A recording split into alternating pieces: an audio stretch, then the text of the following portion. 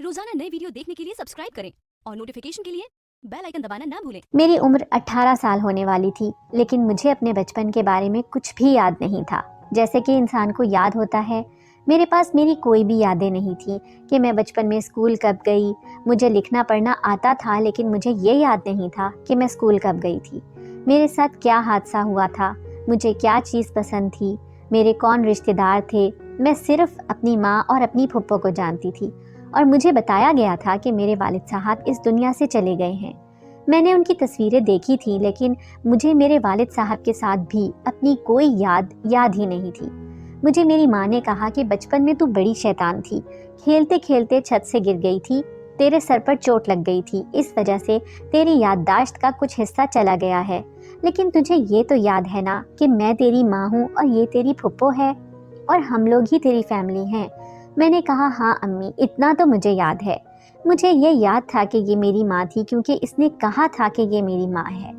बस जब किसी इंसान के साथ इस तरह का हादसा हो जाए तो फिर उसे चीज़ों को उसी तरह कबूल करना पड़ता है।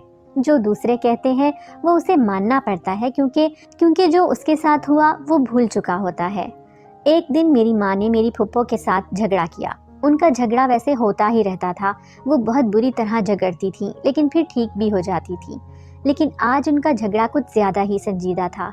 फिर रात हुई तो दोनों एक साथ बैठी थीं। मैं जैसे ही कमरे में आई, मेरी माँ ने मुझे डांटना शुरू कर दिया और मुझे कहा कि ये क्या हरकतें शुरू कर दी हैं तूने।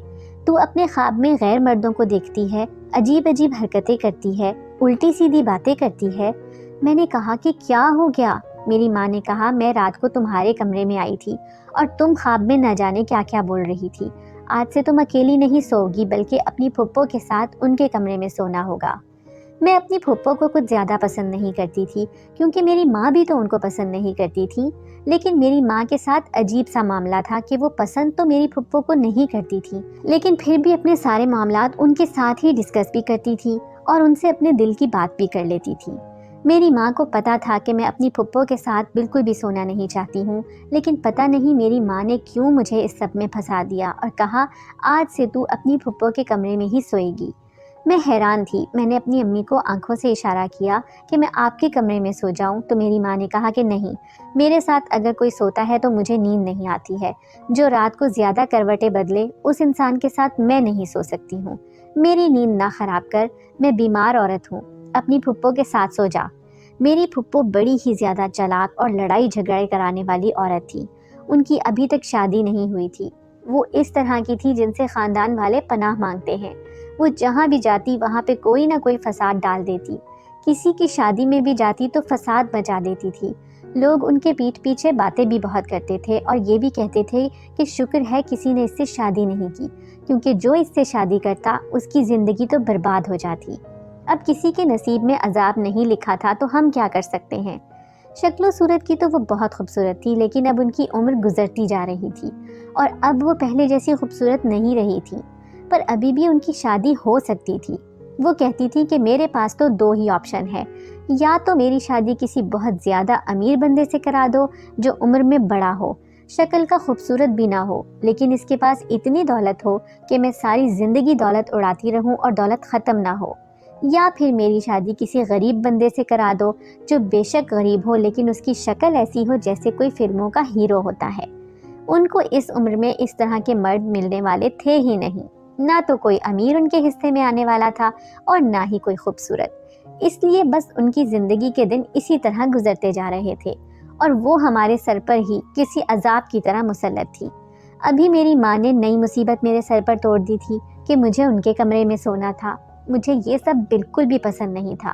मैं उनके कमरे में नहीं सोना चाहती थी, लेकिन जो मेरी माँ ने कह दिया मुझे करना ही था। और फिर बुरी बात ये कि उन्होंने ये सब मेरी फुप्पो के सामने कहा था। मैं इनकार भी नहीं कर सकती थी। मेरी फुप्पो के नखरे भी आसमानों पर होते थे। वो कहती थी कि घर में रोज़ गोश्त या चिकन पकाया जाए, और मुझे तो सब्जियां खाना बिल्कुल भी पसंद नहीं और दाल खाना भी नहीं।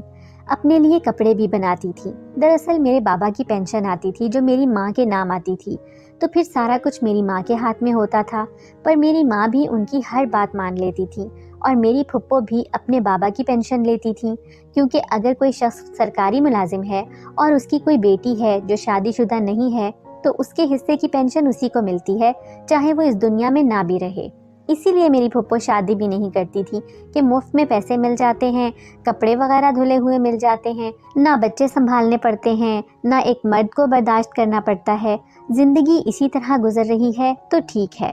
کہتے ہیں ایک خاص عمر ہوتی ہے جس میں عورت گھر بسانا چاہتی ہے، اسے اپنا گھونسلہ بنانے کا شوق ہوتا ہے، وہ چاہتی ہے کہ میرا شوہر ہو، میرے بچے ہوں، میں گھر میں کام کروں، کھانا بناؤں، میرا شوہر باہر سے آئے میں اس کے لیے کھانا بنا کے رکھوں، اس سے باتیں کروں، اس کے ساتھ وقت گزاروں، میرے چھوٹے چھوٹے بچے ہوں جن کا میں خیال کروں۔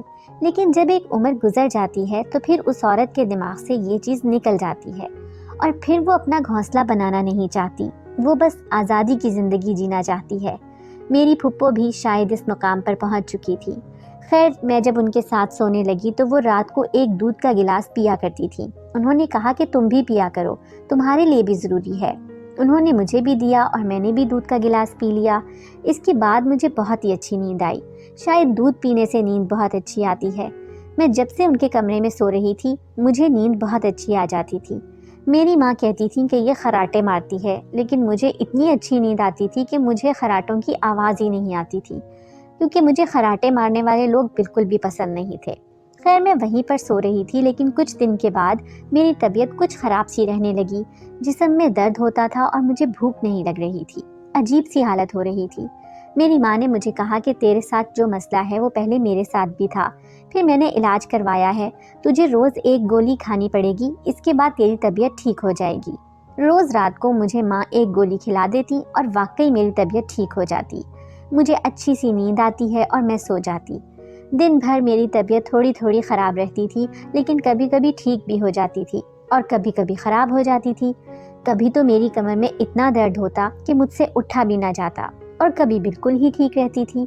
گھر کے کام بھی میں ہی کیا کرتی تھی، یہ دونوں عورتیں صرف کھانا بنانا ہی دیکھتی تھیں۔ میری ماں کہتی تھی کہ جب میری جوان جہان بیٹی ہے تو مجھے گھر کے کام کاج کرنے کی کیا ضرورت ہے۔ ویسے میری ماں کو مجھ سے کوئی محبت نہیں تھی۔ کہتے ہیں جب آپ کے کسی بچے کے ساتھ کوئی حادثہ ہوا ہو تو پھر اس سے بہت زیادہ محبت ہو جاتی ہے۔ مجھے ماں بتاتی تھی کہ میرے ساتھ بہت بڑا حادثہ ہوا تھا، میرا ایکسیڈنٹ ہو گیا تھا، میری یادداشت چلی گئی تھی، لیکن ان کو مجھ سے اتنی محبت نہیں تھی۔ ان کو تو مجھ سے اتنی محبت بھی نہیں تھی جتنی ایک ماں کو اپنی اولاد سے ہوتی ہے۔ بس وہ میرے ساتھ نارمل طریقے سے ہی رہتی تھی۔ اگر مجھ سے کوئی غلطی ہو جاتی تو مجھے ہزار باتیں سنا دیتی اور کہتی کہ تیرا تو خاندان ہی گندا ہے، تو اپنے باپ پہ چلی گئی ہے۔ ان کو شاید میرے بابا بھی پسند نہیں تھے، پر میری پھپھو تو کہتی تھی کہ ان دونوں کی محبت کی شادی تھی۔ مجھے اس گھر میں کچھ بھی سمجھ نہیں آتا تھا۔ یہ دونوں عورتیں اس طرح زندگی کو گزار رہی تھی، کیا کر رہی تھی میری سمجھ سے باہر تھا۔ بس میں یہ سوچتی تھی کہ میری شادی ہو جائے گی تو میں اس گھر سے چلی جاؤں گی، کیا میں ساری زندگی ان دونوں کی نوکرانی بن کے رہوں گی؟ لیکن میری شادی کی کوئی بات ہی نہیں کرتا تھا، جبکہ میری عمر شادی کی ہو چکی تھی۔ اس عمر میں میرے خاندان کی ساری لڑکیوں کی شادی ہو گئی تھی اور محلے میں بھی کافی سارے لوگوں کی اس عمر میں شادی ہو گئی تھی، لیکن یہ دونوں میری شادی کی بات تک نہیں کرتی تھی۔ کبھی کوئی محلے سے آ کے بات کر دیتا تو اس کی بات کو بھی گول کر دیتی تھی۔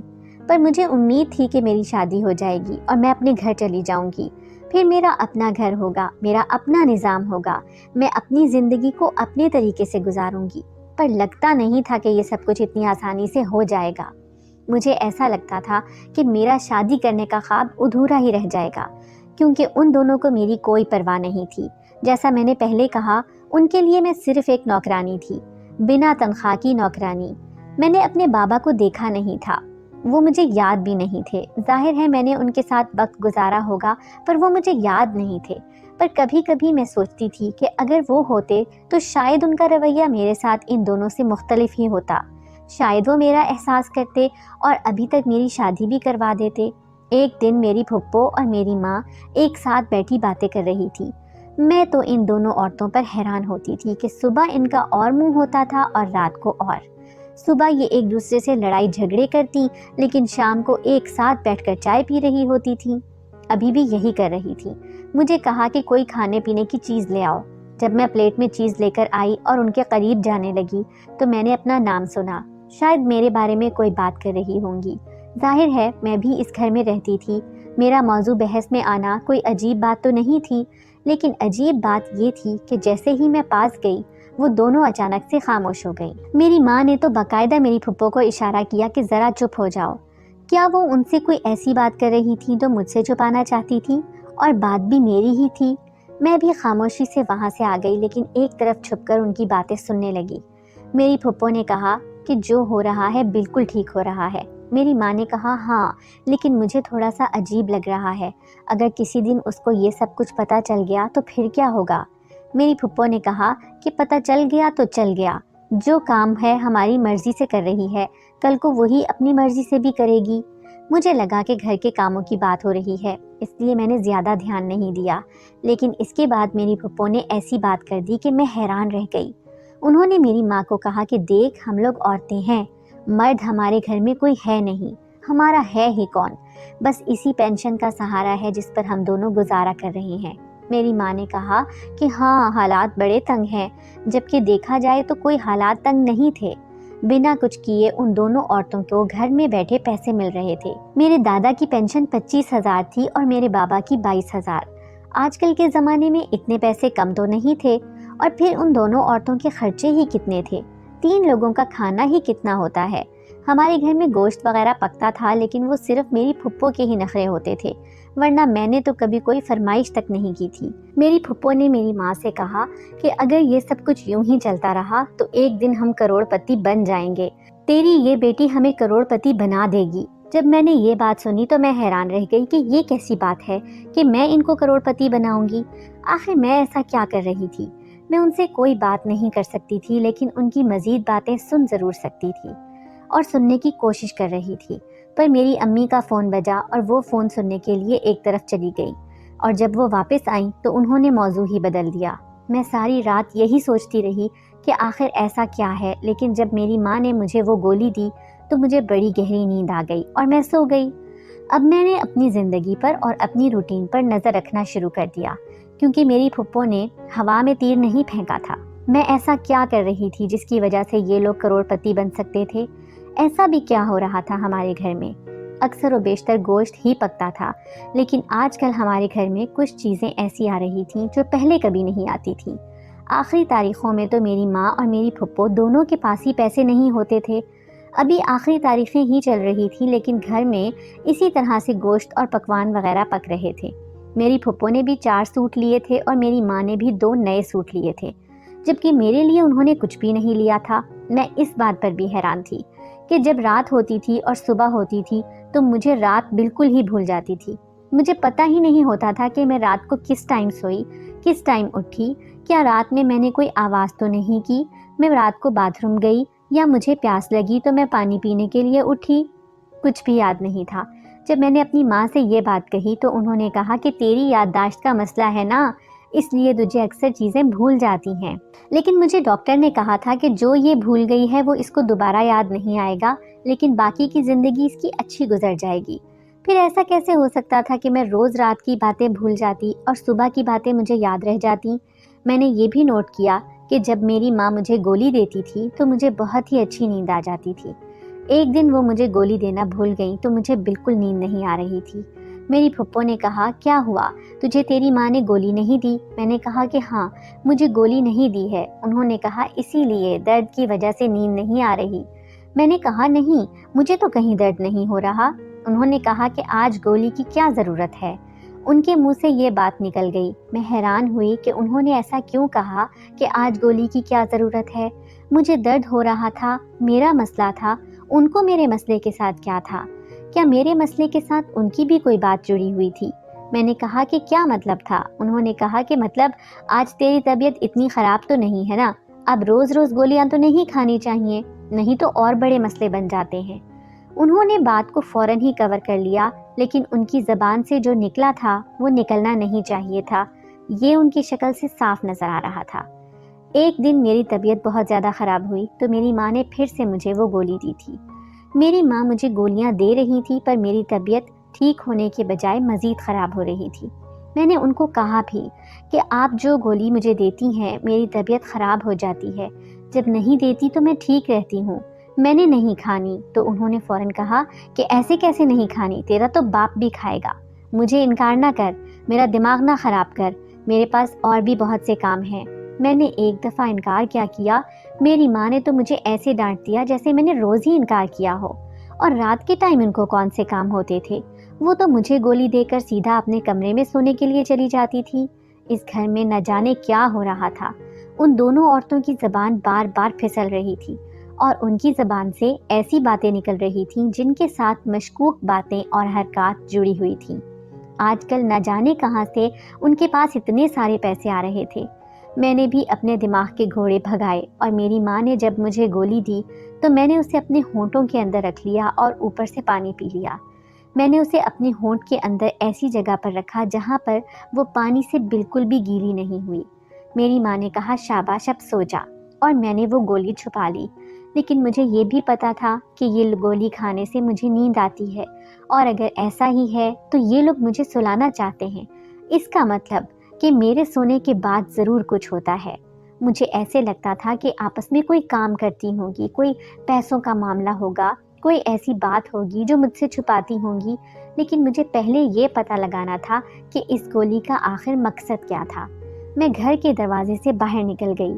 ہماری گلی کے اندر ہی ہسپتال تھا، میں سیدھی وہاں پہ چلی گئی۔ مجھے پتا تھا کہ جب ان کو پتا چلے گا کہ میں گھر پر نہیں ہوں تو وہ لوگ واویلا کریں گے اور مجھ سے پوچھیں گے کہ تم کہاں چلی گئی تھی، کیوں چلی گئی تھی، رات کے وقت کیسے نکل گئی۔ تو میں کہہ دوں گی کہ میری طبیعت خراب ہو گئی تھی تو میں ہسپتال چلی گئی، آپ لوگوں کو بتانے کا ٹائم نہیں ملا، بہت زیادہ درد ہو رہا تھا۔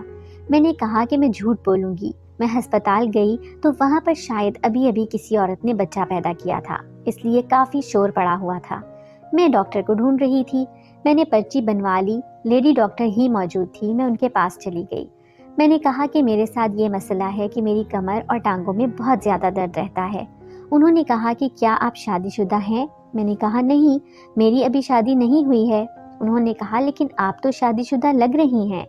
میں نے کہا کہ نہیں، ایسا تو کچھ نہیں، میں آپ کو شادی شدہ کیوں لگ رہی ہوں؟ میری تو ابھی شادی بھی نہیں ہوئی اور میری عمر صرف 19 سال ہے۔ انہوں نے کہا کہ ہاں، عمر تو تمہاری کم ہی لگ رہی ہے، لیکن تم چلنے پھرنے کے انداز سے اور جسم سے شادی شدہ لگ رہی ہو۔ میں نے کہا آپ کو کیا پتہ چل جاتا ہے کہ کون سی عورت شادی شدہ ہے اور کون سی نہیں؟ ڈاکٹر نے کہا مجھے یہاں سروس دیتے ہوئے 20 سال ہونے والے ہیں، بے شک پتہ چل جاتا ہے۔ ارے ہم تو ڈاکٹر ہیں، عام لوگوں کو بھی پتہ چل جاتا ہے۔ خیر آج کل کی لڑکیوں کا کیا بھروسہ ہے، انہوں نے آخری جملہ اپنے آپ سے کہا تھا کہ اب وہ مجھے برا سمجھ رہی تھی، غلط سمجھ رہی تھی۔ کیا وہ یہ سمجھ رہی تھی کہ میں کوئی ایسا کام کرتی ہوں جس کی وجہ سے میں شادی شدہ لگتی ہوں؟ یہ اپنی میری شادی نہیں ہوئی ہے۔ میں نے کہا کہ مجھے آپ سے ایک بڑی ضروری بات کرنی ہے، کیا آپ مجھے بتا سکتی ہیں کہ یہ گولی کس مقصد کے لیے ہے؟ انہوں نے اس گولی کو دیکھا تو ایسا لگا کہ وہ فوراً پہچان گئی ہیں، اور کیوں نہ پہچانتی، ان کا تو کام تھا۔ انہوں نے کہا کہ ہاں مجھے اس گولی کے بارے میں پتا ہے، تم یہ گولی کیوں کھاتی ہو؟ میں نے کہا میں نہیں کھاتی، مجھے میری ماں کھلاتی ہے۔ انہوں نے کہا تمہاری ماں تمہیں ایسی گولی کیوں کھلائے گی بھلا، تم جھوٹ بول رہی ہو۔ میں نے کہا کہ مجھے میرے مرے ہوئے باپ کی قسم ہے، یہ گولی مجھے میری ماں ہی کھلاتی ہے، اور جب میں یہ گولی کھاتی ہوں تو مجھے نیند آ جاتی ہے۔ میری ماں ہی ہمیشہ مجھے یہ گولی دیتی ہے، ابھی بھی انہوں نے مجھے دی تھی، میں نے اپنے منہ کے اندر چھپا لی اور پھر فوراً آپ سے پوچھنے کے لیے چلی آئی ہوں۔ اس نے کہا کہ یہ نیند کی گولی ہے جس سے ایک انسان بری طرح بے ہوش ہو جاتا ہے، اور اس کے علاوہ اس گولی کو کسی اور کام کے لیے بھی استعمال کیا جاتا ہے جو میں تمہیں بتا نہیں سکتی ہوں، لیکن تمہارے پاس یہ گولی ہونا بہت ہی عجیب بات ہے، اور اگر تمہاری ماں تمہیں یہ گولی دے رہی ہے تو وہ تمہارے ساتھ بہت زیادہ غلط کر رہی ہے۔ کیا وہ تمہاری سگی ماں ہے؟ جب اس ڈاکٹر نے مجھ سے یہ بات پوچھی تو میں حیران رہ گئی، اور میں فوراً اٹھی اور گھر چلی گئی۔ گھر گئی تو میری پھپھو اور میری ماں دونوں جاگ رہی تھیں اور آپس میں باتیں کر رہی تھیں کہ کب آئے گی وہ، کیوں نہیں آئی ابھی تک، ابھی وہ آدمی آتا ہوگا تو اس کے بارے میں پوچھے گا، ہم کیا کہیں گے، کہیں وہ گھر سے بھاگ تو نہیں گئی۔ میں جب گھر میں داخل ہوئی تو مجھے دیکھ کر ان کی سانس رک گئی، ان کو لگا کہ میں نے ان کی باتیں سن لی ہیں، اور میں نے واقعی سن لی تھی۔ میں نے کہا کہ کیا ہو رہا ہے یہ سب کچھ، کس آدمی کو بلایا ہوا ہے آپ لوگوں نے، اور مجھے نیند کی گولی دے کر آپ لوگ میرے ساتھ کیا کرتے ہیں؟ جب میں نے یہ سوال کیا تو وہ دونوں پریشان ہو گئیں۔ میں اتنی بھی بھولی نہیں تھی، میں نے پہلے ہی پولیس کو سب کچھ بتا دیا تھا، اور پولیس میرے پیچھے ہی تھی۔ انہوں نے مجھے کہا تھا کہ آپ اندر جا کر بات کرو، باقی ہم لوگ دیکھ لیں گے۔ انہوں نے کہا ہاں، کیونکہ تو ہماری بیٹی نہیں ہے، ہم نے تجھ سے جھوٹ بولا، تجھے یادداشت کی بیماری تھی اور تو میری ایک سہیلی کی بیٹی ہے، میری ماں نے کہا، اور وہ اس دنیا سے چلی گئی اور اس کا شوہر بھی اس دنیا میں نہیں تھا، تو تجھے ہم نے اپنے پاس رکھ لیا۔ اس سے پہلے تو ان کے ساتھ بڑے گھر میں رہتی تھی، بڑی اچھی زندگی گزار رہی تھی تیری، لیکن ایک حادثہ ہوا جس میں وہ دونوں اس دنیا سے چلے گئے اور تیرے سر پہ چوٹ لگ گئی۔ اس کے بعد سے تجھے ہم نے اپنی بیٹی بنا لیا اور ہم تجھ سے جسم فروشی کا کام کرواتے ہیں، تجھے بے ہوش کر دیتے ہیں۔ کیا کریں ہم، آج کل کی دنیا میں رہنا اتنا مشکل ہے، ہر روز پیسوں کی ضرورت ہوتی ہے۔ میری ماں نے جب یہ بات کہی تو مجھے ایسے لگا میرے کان میں کسی نے گرم گرم سیسا ڈال دیا ہے۔ میں حیران رہ گئی۔ تھوڑی دیر کے بعد ہی پولیس اندر داخل ہو گئی۔ انہوں نے کہا کہ ہم نے آپ دونوں کی باتیں سن لی ہیں، آپ دونوں نے اقبال جرم کر لیا، اس لڑکی کو استعمال کر کے اور اس کو جسم فروشی کرانے کے تحت ہم لوگ آپ کو گرفتار کرتے ہیں اور اب آپ کا فیصلہ عدالت میں ہی ہوگا۔ وہ دونوں حیران رہ گئیں، شاید ان کا مکافات عمل آن کھڑا ہوا تھا۔ پولیس ان کو وہاں سے لے گئی اور مجھے ایک سینٹر کے حوالے کر دیا۔ میں نے وہاں پر ان کو اپنی ساری کہانی سنائی۔ یہاں پر میں آرام اور سکون سے رہتی ہوں، یہ لوگ میرا خیال بھی کرتے ہیں۔ میری نام کی ماں اور پھپھو پر میں نے کیس کیا، میں ان کو سزا دلوا کر ہی رہوں گی۔